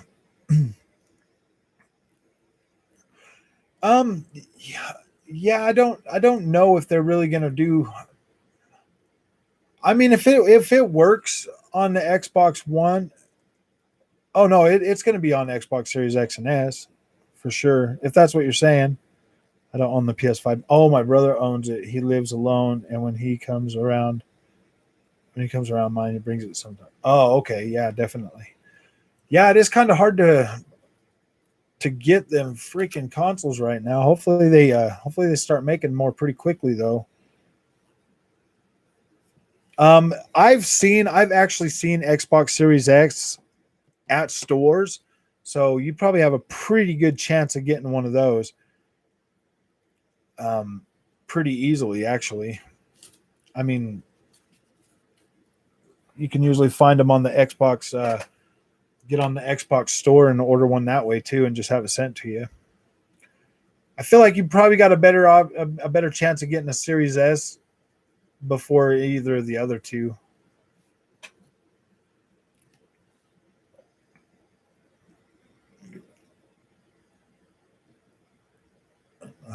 All fanboys are toxic. Yes, they are. Sony has definitely. I don't understand why they get so freaking hyped up on the Sony side. It's like, yeah, I understand that Sony first party games look amazing every generation, but most of those games are one and done. Sorry, they just are. They're single player experiences. And I mean, you know what? That probably has a lot to do with it, Darkest, because like when you're a Sony fan and like you're basically stuck into that ecosystem, because there's really not that much outside. Like you don't really. I mean, like you and your close friends might play, but like getting online and playing on online games on PlayStation is. I mean, I'm not saying that it's bad, but it's not great. And the Xbox Series X is my first dedicated Xbox. And once I bought that, I felt like Twitter just started throwing all the fanboy stuff at my. Yeah, once you get on Twitter, dude, oh gosh, Twitter is definitely a cesspool for sure. There's a lot of negativity on Twitter. I actually remember playing Astrobot on the PlayStation 5, but I'm yet to play some actual PS5 games like Ratchet and Returnal. Okay, so Returnal, you're not really missing out on anything. The game is freaking super hard, and it doesn't look like a Sony first party game, Zombie. It's a little rough. It's kind of fuzzy and blurry, and yeah, I mean it's not a terrible game, but I don't think it's worth $70. I think if they would have sold that at $50, that would have been a really good deal for that game, actually. But you're not really missing nothing unless you're really into those really frustratingly hard games. But the gameplay does feel pretty good. Yeah, your brother was pretty lucky to get it. It took me about a week to get my PlayStation 5 once I finally decided to get the disc, because I was trying from launch to get a discless version, the digital one, and like I couldn't find it anywhere. I had gotten in the queue a few times on the Sony Direct. Every time there was a drop somewhere, I was always trying to get the digital one, so I always missed out on getting the disc one. Until finally, I just said, you know what, I'm going to go for the disc one this time, and boom, I got it. Target, no problem, man. The first week I tried to actually get a disc one, I got it, no problem. At Target, you have to download the app. You have to like the PlayStation 5 on the app and have all your information on there. And then every Thursday, you wake up at 5:45, and if they have them in stock, they'll let you put it in your cart right then. But you can't check out till 6. And once you check out, then you can go pick it up at 7 o'clock. So if that helps anybody that's trying to get a PlayStation 5, Target was how I got mine. And you just on Thursday is when they drop them.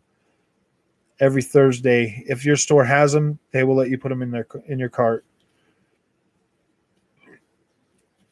And that was probably the easiest. But places like GameStop and Best Buy are wanting you to buy like bundles, with controllers and games and stuff like that. So it's like $800, and that's their way of getting the scalpers not to buy them. But there's definitely enough out there to where it should start getting a little easier, because I feel like everybody that really wants one has basically been able to get one pretty easy lately. Well, not pretty easy. There's still a lot of people out there trying to get them, but I feel like they're getting easier to get. But they are still selling out pretty fast.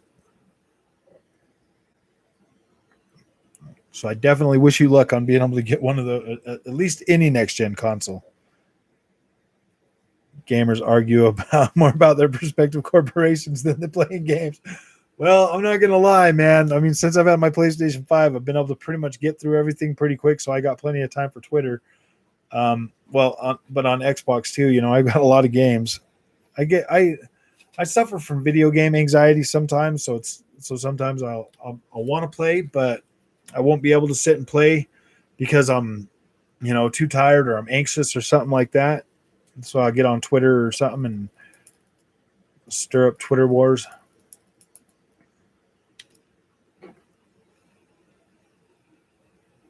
Yeah, I mean we've all got to like move past the whole little corporation freaking cheerleading, man, and just get back to playing games. Yeah, $600 for digital consoles. Yeah, that's so ridiculous. That's just stupid, man. I don't want to buy. I mean, if you go in there to pick it up, at GameStop, well, I don't know. They're making you do it all online and sending it to you. Yeah, $600 for those digital ones. I can't believe Walmart's actually got Series S's listed on there for like 400 and something bucks. Pretty sure that's the same for all those PS fanboys, which is why they're on Twitter all day. They need a Game Pass. Yes, they do. They definitely need a Game Pass. If they had Game Pass, they wouldn't be on Twitter anymore. I'm pretty sure that Sony is definitely going to have something like Game Pass here in the near future. There's no way that it's getting far too popular, and I think they were talking about having something like that pretty soon as well. So I could see that definitely happening. Pretty sure the same way for all those PS. $600 for digital. Yeah, that's ridiculous. There's no way I was going to spend. There's no freaking way I was going to spend more than MSRP for my PlayStation 5. There's just no way, man. I'm old enough and patient enough to where I could just wait, and I got my Series X day one, so it didn't even matter anyways. So there was no reason to go out of my way to try to pay somebody more money for something that, yeah, I'm not going to try to make somebody else rich, just to get me a PlayStation 5. PlayStation 5, I mean, technically is underpowered, compared to the Series X, but I mean, it's definitely holding its own so far. Like I'm pretty happy with the performance of the PlayStation 5 lately. It is doing pretty good. And I'm pretty sure that like games like that a lot of games that are running, better or good on the PlayStation 5 are just because they're forcing parity with the Xbox Series X and PlayStation 5. So the fanboys that promote PS or Xbox they're paid by the, yeah, exactly, dude. Us hardcore gamers are the minority. Yeah. Yeah, I think that, I mean, it's okay to like your preferred platform and stuff, but to like, it's not okay to go after somebody that likes a different platform just because you think yours is superior or better in any way, shape, or form. Like that's where it gets kind of ridiculous. It's like, dude, if you like playing on PlayStation, play on PlayStation, and be happy for other people. Like I'm pretty sure we are going to start seeing the ultimate worst once E3 starts and Xbox starts showing their thing. We're going to see like everybody being really, really. I mean, I'm going to be live streaming that show on my channel, so I'm pretty sure we're going to have a lot of people jumping in there, telling us how PlayStation better, Xbox better. Yeah, those guys just need to kind of grow up, man, and come to Fanboy Anonymous every every Monday, so they can start learning new coping skills to be better gamers. Oh man. Oh, man. So anybody thinking about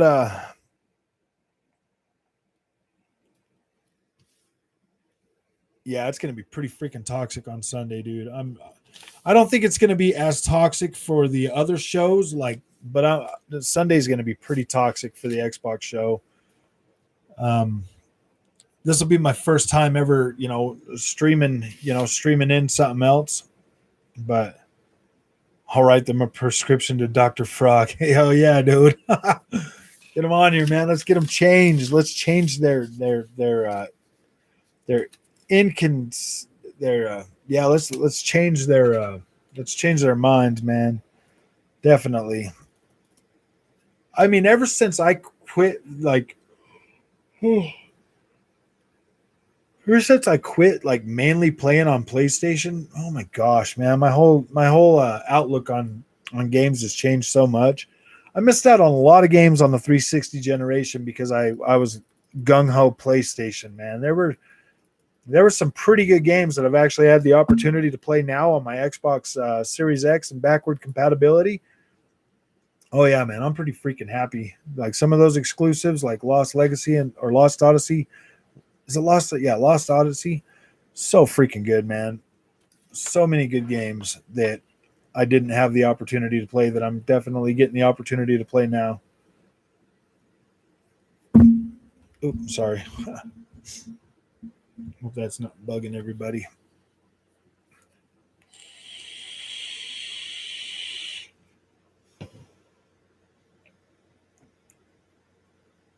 Oh, Monday nights, man. So yeah, every Friday, every Monday night, we're gonna try doing this. We're gonna try doing this Fanboy Anonymous. We're gonna see how it goes. See if it starts growing and stuff. See if we can get enough people coming every Monday. Yeah, exactly, man. Gosh, I remember Super Nintendo and Sega. You know, there was never. I don't. I mean, maybe I was just too young, but I don't ever remember that big of a rival for Sega and Nintendo as I do for Xbox and PlayStation. Like, this is ridiculous. Nobody even mentions Nintendo. Like, what the freak happened to Nintendo, man? Need to bait some actual fanboys in this. Yeah, exactly. Are you fanboy enough to convince us all that your console's better? Oh man. If you think your console's better, come prove it. Come and join the freaking the chat. It's so toxic that one side wants to see, yeah, exactly, see the other side fail. What they don't realize is that this will lead to one company monopolizing the console space, and we really don't. Nope, we don't want that. That's the last thing we want. I am so, guys, I am so grateful that Microsoft actually stuck in it because there was a time that they were about to just stop support, for Xbox, and oh my gosh, we're lucky they decided to stay in it because the only other consoles that are thinking about coming out is what's that one from Intel Vision, that Coleco or whatever. Yeah, I'm gonna buy one of those, but but like those systems that are going to come out aren't even going to compete.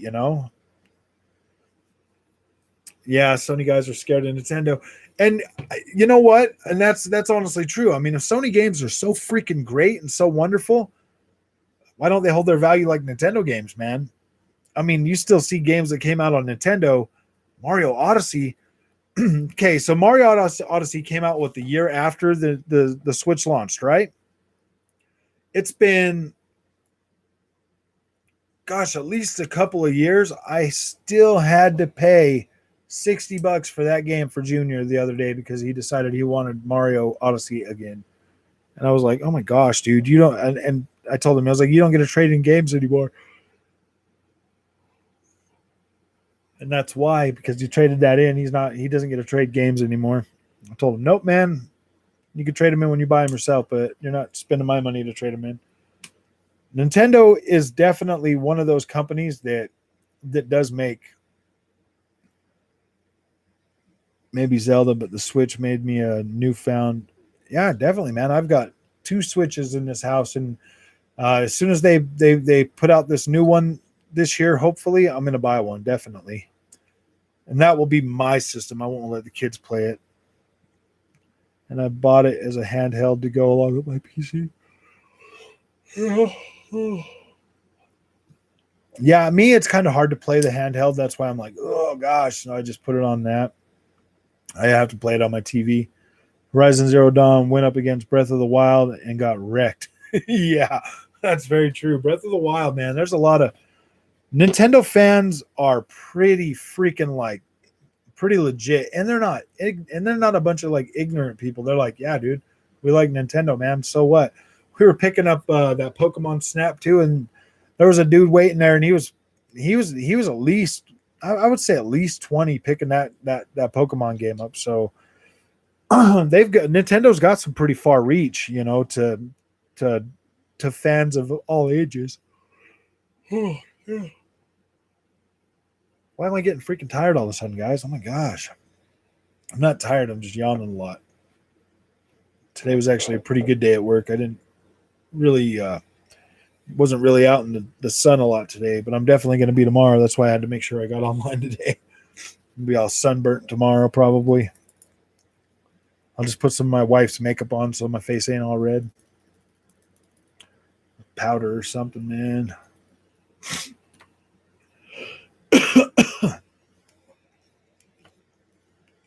Oh. So are you guys enjoying this? Is this something that I should keep doing? I mean, I've definitely got a lot of people showed up and commented tonight. So that's pretty good. We really do need to get some fanboys in here. Start trying to change some hearts and minds, man.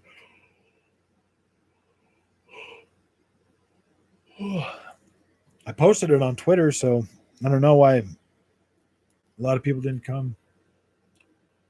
Nintendo are so confident in their exclusives, they don't need to, yeah, exactly. Why should they drop the price? And that's what I don't get. It's like with Ubisoft or other companies, it's like they ask me to pay full price day one because I love those games. They ask me to pay $100 for the freaking gold edition or whatever, or $120 for the platinum edition, and then not even a month later, they're freaking half price. Nintendo, when I have no problem going to the store and paying full price for a Nintendo game because I know that when I go back there in a year or two, it's going to be the same price for everybody. So that makes me pretty happy. Yeah. Nintendo fans are pretty legit. Their games are amazing, but they humble themselves. And yes, this is awesome. If I could donate, I would. Oh, nice.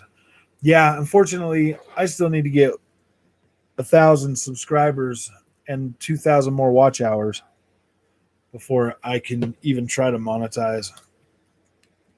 The only PlayStation game I've bought at launch. Yes, Death Stranding was freaking amazing. I love that game. I still play it every once in a while. Actually, I actually played it a few days ago. I love that game. I just love the story and everything about that. I don't mind like open world, like hiking around and walking around and stuff. Like that stuff's kind of fun to me. I definitely enjoy exploring big open worlds. I just want them to start looking more and more better this generation. I would actually be happy with that. Oh, dang, man.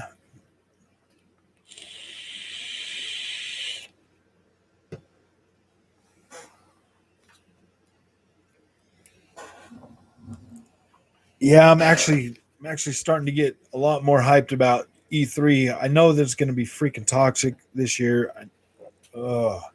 Especially with Sony not coming to E3 anymore. It's just it's kind of making things. Yeah, definitely pick up Death Stranding. It starts getting good about 6 hours in. Well, I was about six hours in before it started picking up and getting a lot better. Yeah, Death Stranding was pretty dang impressive. That freaking thing looked pretty freaking good on that PS4 Pro. And that's running on the Decima engine, the same engine that does Horizon Zero Dawn. So, yeah, it definitely looks pretty good. I think they are going to show. I don't think they're going to show any more first party. That's for sure. I think the last one they're going to launch this year is probably going to be Horizon, but I definitely think they're going to have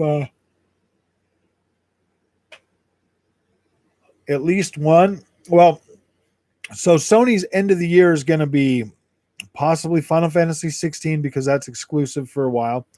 They're going to have Ghostwire Tokyo. They're going to still have Deathloop. So I mean, there's still stuff coming for PlayStation this year, but I don't think first party, aside from Forbidden West, I think that's what we're going to get from Sony this year, and hopefully they'll let us upgrade our memory cards sooner or later too. That would actually be pretty awesome if they would just drop if they would just drop the update soon. I would be happy. I would be grateful.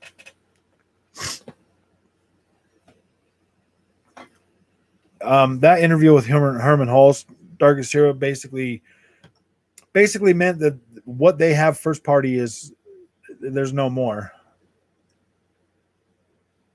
PSVR 2, they might reveal it this year, but I think it's set to launch sometime next year, along with PlayStation 5 Pro. And that's going to make a lot of PlayStation guys even madder. For Ghostwire Tokyo, yeah, maybe that might be that they might be able to do that. I'm definitely buying that PSVR 2. Those new controllers, I'm definitely buying those. I'm buying that whole setup. I'm really hoping that it'll work good with racing games, Sims. I hope that thing can push 4K, man, or pretty close to it. Because that playing 1080p on the last gen PSVR on a racing game, oh boy, that makes you sick pretty freaking quick. Like I was struggling with that, playing Dirt Rally on that, but it was fun, man. It's definitely fun. I remember Jim Ryan did come out and talk about PSVR 2. They did show some stuff off, but I don't know if they're going to be able to do that. I get migraines, so I'm hoping it'll work okay for me. I've come close to buying an Oculus Rift or it's called with a few times. Yeah, I mean, I would buy one of those Oculus things, but I'm just going to wait for the PlayStation 1. There's no reason to have two of them. PlayStation VR is pretty I was pretty impressed with the quality of that on games like Beat Saber, and that Blood and Truth was actually pretty fun on that. It definitely got an upgrade for the PlayStation 5 now, so it does look a lot better. So I'm definitely looking forward to possibly just getting into the next one. I'm actually really interested in the boring stuff, namely Deracine. I don't know how to say that. Deracine. Is that a game? Deracine? Let me look that up real quick. It was from software and it was boring. Deracine. That's crazy. It just like popped up at the very top. It's because I was talking about it. Oh, okay. It's a PSVR game. Oh yeah, Japan Studio and From Software.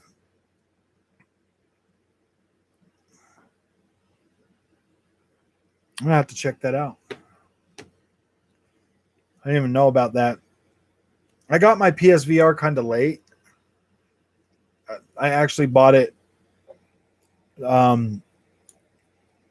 the end of last year, but the year before that, when I bought it about the same time that Death Stranding came out, because I had to replace my PS4 Pro, so I bought that and that at the same time. How would you feel if Xbox brought NetherRealm? Yeah, dude, everybody would be happy if they bought NetherRealm.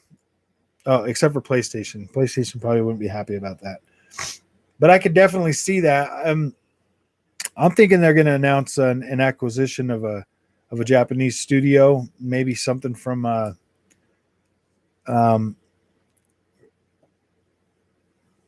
yeah, I mean that would be pretty cool if they did buy NetherRealm. I'm not even going to lie, I would be pretty happy about that. I'm going to pick up PSVR 2 and give it a try. Somebody sold me on all the accessories for the PS5 so far, besides the headphones. Yeah, I haven't bought the headphones either. I'm thinking about it, but I haven't actually pulled the trigger on those yet. Yeah, I'm definitely going to get that PSVR 2. I like the way those new controllers look. That's pretty sleek. And if what I hear is true, that they're going to have like pretty good resolution for both eyes, yeah, I definitely want to play that. Better head tracking and stuff like that. Because I was pretty happy with the PlayStation, with the PSVR, and I'm pretty sure like Like some of the games they made for that, like that Blood and Truth, that was pretty fun. That 0 Hour, that one's pretty good. Beat Saber, that was way good. Playing Tetris Effect in that thing, holy freaking yeah, that was fun. There's this other one. It's called oh gosh, this Rome one. This third yeah, I don't remember the name, but I bought that and I played through that. That was pretty fun.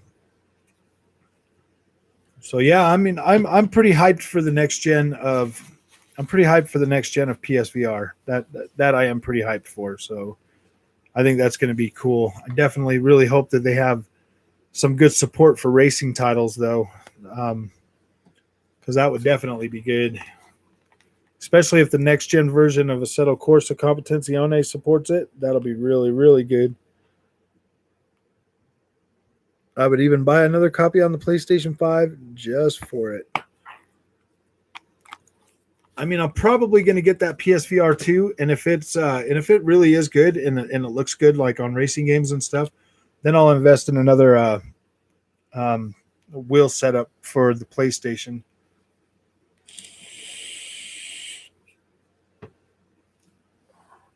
I really hope that Xbox will come around to PS or VR and at least make it so we can use like Oculus Rift or something on it. That'd be pretty cool. Because I'm pretty sure that Xbox Series X could push, the at least one of those other headsets, not have to make their own, but be able to use third party. Yes, I'm definitely excited for Forspoken. That looks pretty freaking good.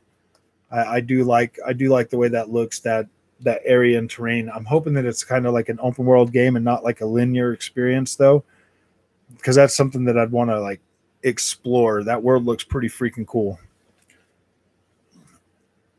I'm definitely excited for. I'm really hoping that Ubisoft launches another open world game this year. I'm really hoping that that Final Fantasy 16 launches this year.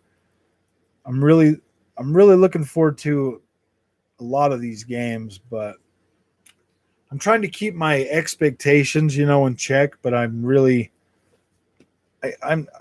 just wanting to see what the heck is coming this E3, dude. I'm starting to get pretty hyped about it because it's Monday. Yesterday I was feeling a little down about it, feeling a little like, oh my gosh, dude. Actually thinking about PlayStation, a lot and what's going on and why everything feels different, with them not there as much has really affected the hype level, I think, of these new consoles a lot. A lot more people are more upset because PlayStation is being more cagey and not talking as much. So it's definitely affecting the hype levels for a lot of people, because I really was excited to, I really wanted to see some God of War and stuff this year. But now that we know that's coming next year, that really sucks, because now we don't even know when it's coming. Is it going to come early next year? Is it going to come mid next year? Is it going to come freaking holiday next year? My money's on holiday, because I think Gran Turismo 7 is going to launch, in the beginning of the year. I'm thinking like January or February for that.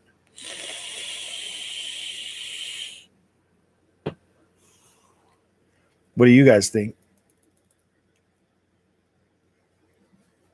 I think that if we get, we know Naughty Dog's probably working on something.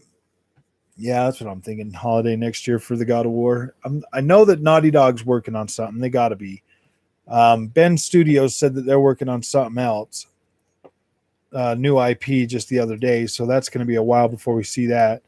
Sucker Punch had better be working on an upgraded version of Ghost of Tsushima for the PlayStation 5. And I would even pay full price for that game again if they would redo the whole game for PS5. Last of Us 1 remake. Yeah, that's possible to launch alongside the new TV show or whatever. We shouldn't keep our expectations in check. As consumers, we should be made to feel we need to spend our money. Yeah, you're definitely right, Dart.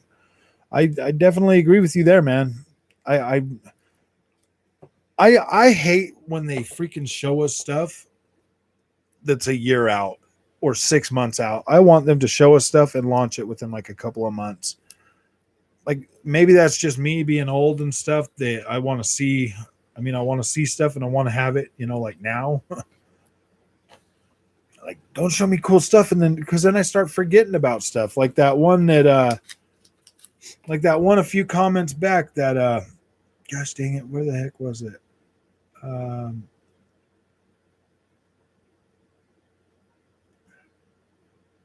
I already forgot the freaking name of it again.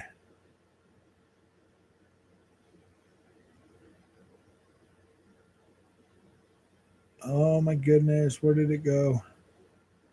Where did it go? Where did it go? Babylon, something Babylon. Because I already forgot about that game. And that game looks pretty freaking good, and I want to see that. I know that there's going to be more stuff launching for both consoles at the end of this year. Like the last 6 months, Babylon's Fall, yes. That like these games are going to be coming out. Forspoken was like 2 years away, but yeah, Forspoken, Babylon's Fall is supposed to be coming. I thought it was supposed to be coming this year. I hate it when they show us these games so freaking far away from launch that I start forgetting about them. There was this one that I think Forspoken, yeah, it's 2022 or something. There was this other game. It was like Devil something. They had announced it, but then they put it out on PC and then they canceled the console versions. I don't remember what that one was called, but that one looked pretty freaking cool, man. I was really excited to play that.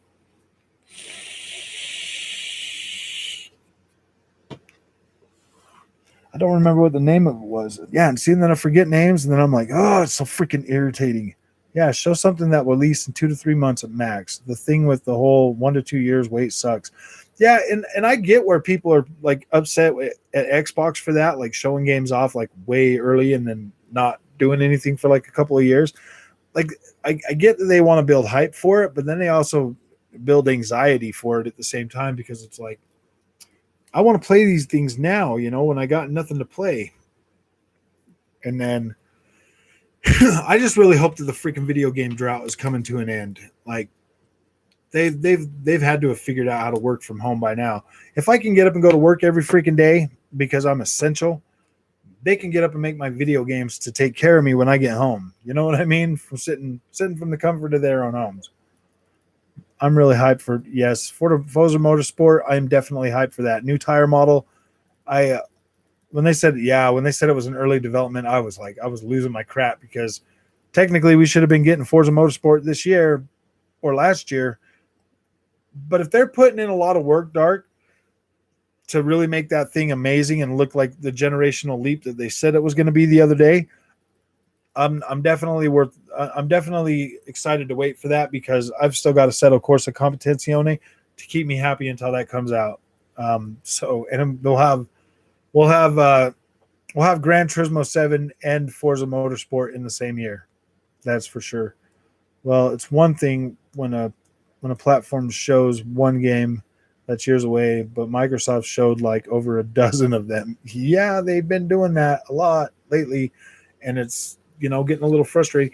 Like last year, dude, they show us Avowed, they show us Fable, they show us Forza Motorsport, they show us all these games that are in the works, Perfect Dark, and now everybody's like speculating, like, oh gosh, are they coming out soon? Are they coming out later?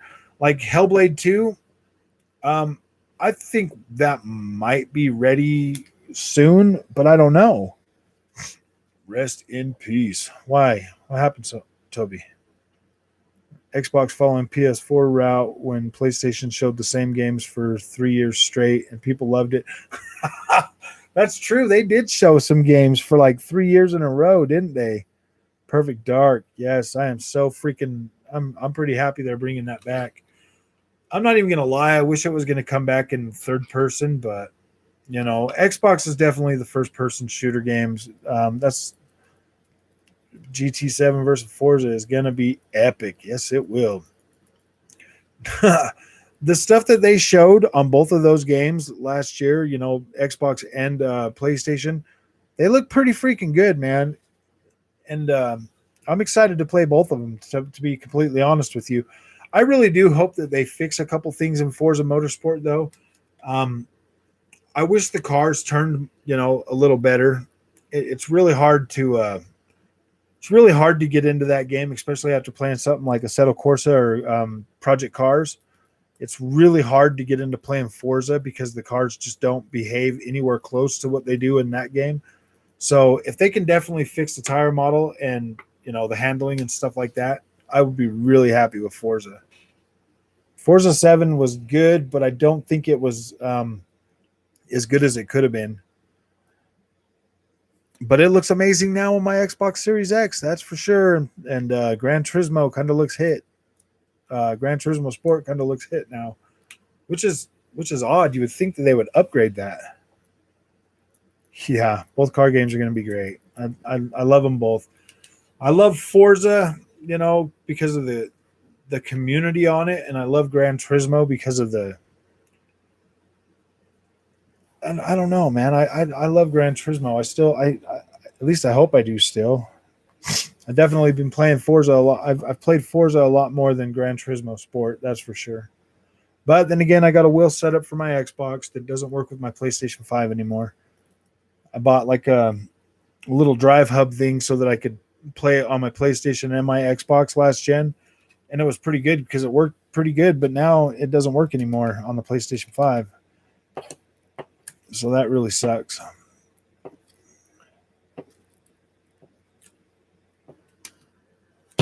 Ooh. I expect a whole new feel for Forza. Yes, I do too. I definitely do. The whole new game engine, the visuals being pretty ramped up and everything. I'm excited to see that one. I feel like that one is going to. I hate to say it, but I feel like Forza 7 or Forza Motorsport is going to look a lot better than Gran Turismo this outing. And I think we'll probably get two modes with Forza, 60 and 120 hertz support for that game. I mean, I would really like. I mean, as long as the visuals on it look as good as Forza 7 at 120, I'd be really happy with that game actually. What do you think? You think they should still try to do 120 and still hit like a high fidelity, or drop it to 1440p?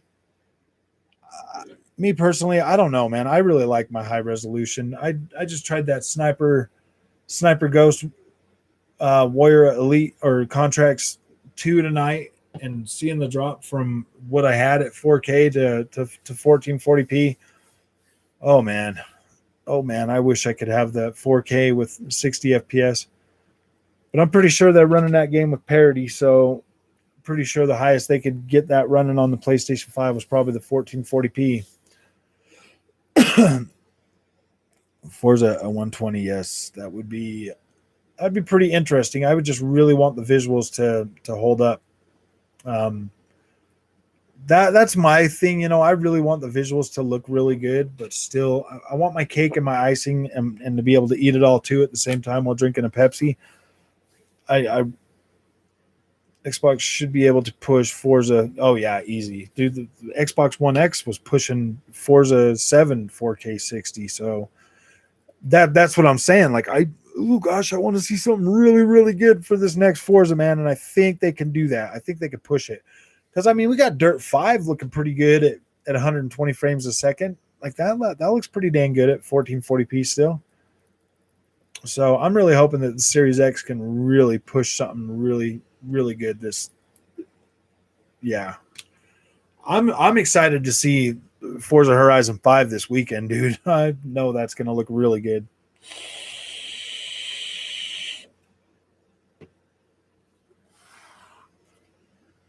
Oh my gosh.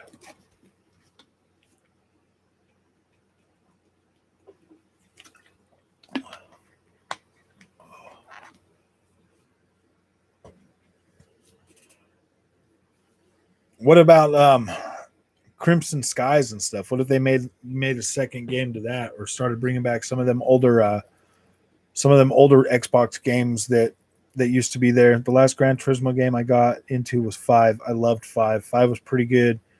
Then I tried Gran Turismo Sport and was, yeah. Did you try Gran Turismo Sport when it first came out, or have you tried it recently?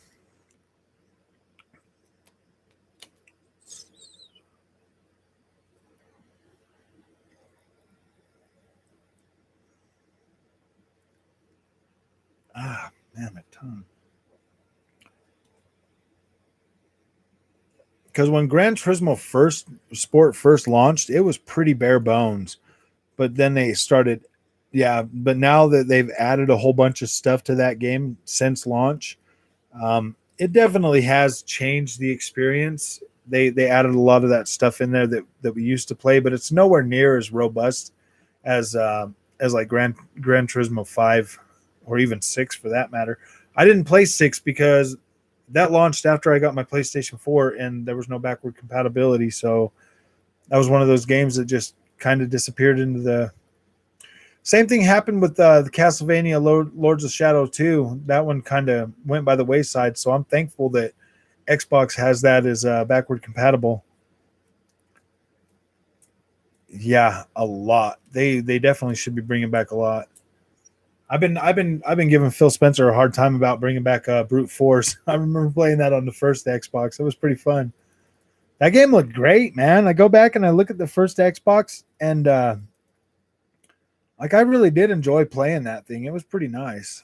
There was definitely some pretty good games on that. Xbox 360, man, I was just so infatuated with PlayStation 5. And that was because I paid $600 for it, man. I was like, oh yeah, this is the greatest thing ever. This thing's way better than the Xbox. It was $600. There's no way it couldn't be. Man, I was sadly mistaken because the Xbox 360 was actually a pretty freaking good console. And I think it was actually more powerful than the PlayStation 5 because it worked better, but the PlayStation 5 cell chip was pretty good.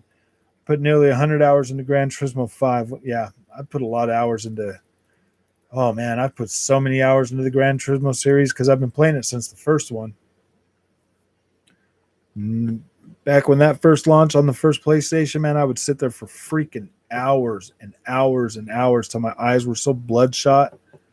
Microsoft also needs to do something with, yeah, Killer Instinct probably should come back. You know, honestly, if they buy NetherRealm though next week, do we really need Killer Instinct? Because then we'll have Mortal Kombat. I think that if Microsoft buys any of them Warner Brother companies, they should probably definitely try to get the rights to like Batman and stuff like that. They should definitely pay for those IPs.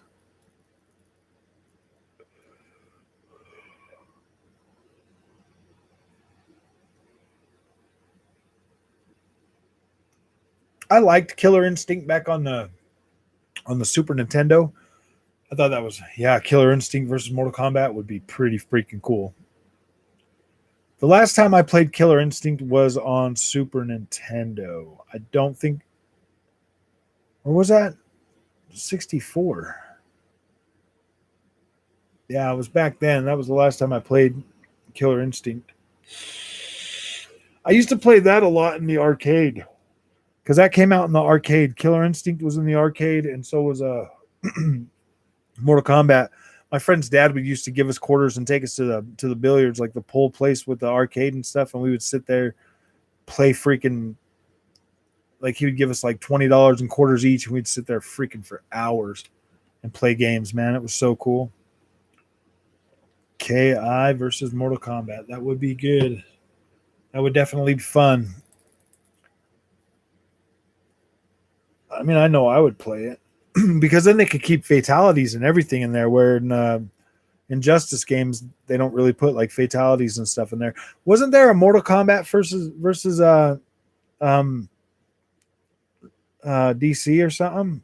I remember that. That was a pretty good one. Try the one that releases on the Xbox One. It's on Game Pass. Very underrated fighting game. I definitely will probably check that out. I haven't downloaded it. And that one's free to play, isn't it? I just haven't got around to downloading it and playing it.